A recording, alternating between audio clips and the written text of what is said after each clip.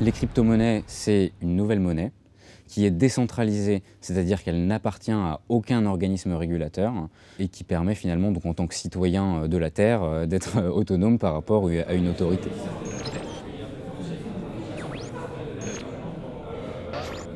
Le besoin du Blockfest, il est né de notre observation en fait, à travers le consulting, principalement de l'incompréhension des gens de cette technologie.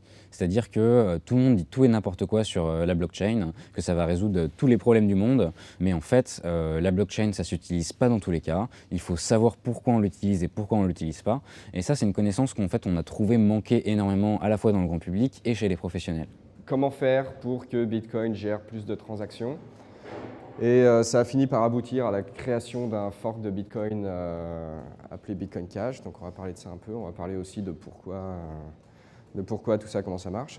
Qu'est-ce qu'on a fait? On a changé les règles de Bitcoin. On a commencé par des conférences, par rentrer dans le sujet par une approche plus intellectuelle qui a permis à la fois d'aller se questionner sur quelles sont les applications possibles et futures des blockchains, sur qu'est-ce que l'argent et comment est-ce qu'on est capable de disrupter le processus par une blockchain. Qui dans la salle a acheté une crypto-monnaie? N'importe laquelle, juste pour savoir...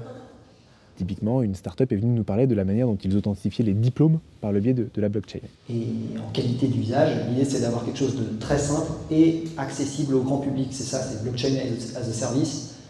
C'est pouvoir mettre à portée du plus grand nombre la blockchain, en sachant que l'utilisateur final, il se fiche un peu de savoir que c'est la blockchain en dessous. Il doit être certain que la donnée qu'il est en train de visualiser est certifiée et validée.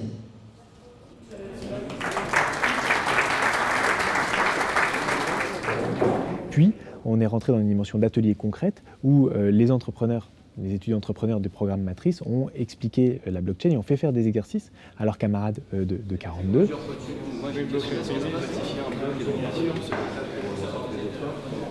Si elle fork, si elle ressort du passé, elle a réécrit son histoire. On a le droit de faire ça là. Ouais. On est là vraiment pour donner un panel complet des technologies et un regard critique sur chacune. Voilà, aucune crypto-monnaie n'est parfaite et elles ont toutes leurs défauts et leur cas d'usage et leur cas de non-usage.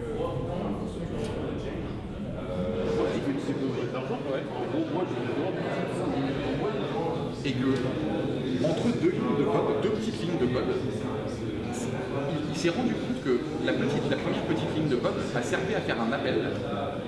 Aujourd'hui, l'entreprise BeWise avec laquelle on est partenaire est venue pour travailler avec les étudiants entrepreneurs du programme Matrice sur leurs projets qui se conclut par la présentation de ces projets et donc de ce que permet la blockchain dans un contexte réel maintenant dans cette dernière session.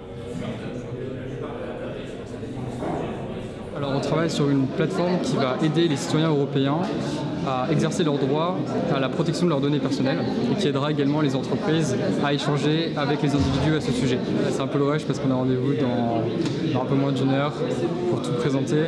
Et là on a passé un peu plus de 24 heures à faire une première version de cette plateforme qui pourrait fonctionner. Il ne suffit pas d'avoir une idée, il faut aussi pouvoir la transformer en un cas d'usage précis pour qu'elle soit finalement adoptée par des clients. Et c'est là que la rencontre avec les professionnels est extrêmement intéressante et aussi l'exercice d'audit qui permet finalement d'essayer d'avoir un regard acéré sur le projet de quelqu'un d'autre. Ce qui n'est pas du tout la même chose que de penser à son propre projet, évidemment.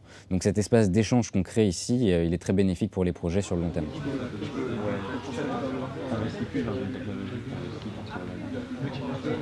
La blockchain, ça marche comment? Dans la transaction immobilière. Ça marche comment? Dans la lutte contre la fraude aux prestations sociales. Ça marche comment? Dans la manière de conserver l'historique des travaux qui ont été faits dans une maison. Ça marche comment?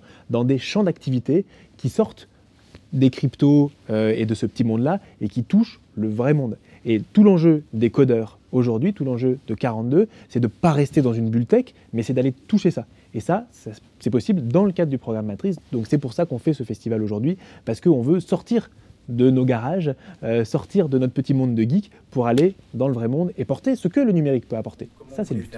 On voulait faire une fork de la blockchain Ethereum en rajoutant une surcouche et que cette communauté s'élargisse et que d'autres rejoignent le mouvement, que certains viennent par l'aspect technique, que d'autres viennent par l'aspect intérêt découverte, que d'autres viennent encore par une question plus économique de qu'est-ce qu'on fait de la blockchain dans le monde économique, de manière à organiser autour de cet enjeu des gens avec des compétences différentes et donc des collaborations hyper fortes. Pour en savoir un petit peu plus, on a Adelin qui s'occupe de l'infrastructure des serveurs, on a Luc et Patrick qui sont là pour le deep learning, et moi-même qui va travailler sur la partie brain de l'intelligence artificielle. Merci à vous d'avoir écouté, et maintenant si vous avez des questions.